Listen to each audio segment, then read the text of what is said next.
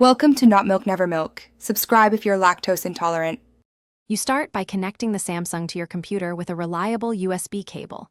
This is the physical bridge for tethering. Once connected, unlock the phone and watch for a USB options notification.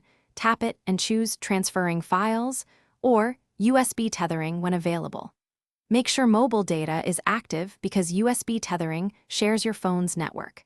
This early step sets the device state so Android shows tethering controls. Do it now to move. Once done with the physical connection, go into Settings and navigate to Connections, then Mobile Hotspot and Tethering.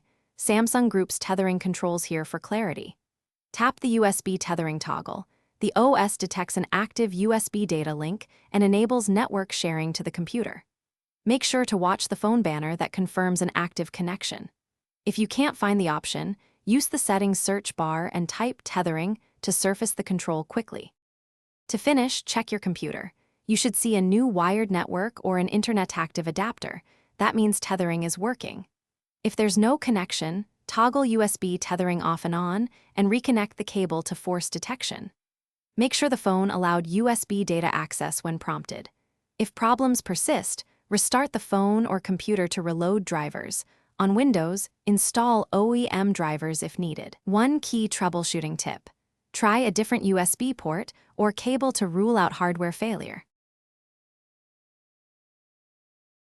Thanks for watching. If this was helpful, leave a like and consider subscribing. See you next time.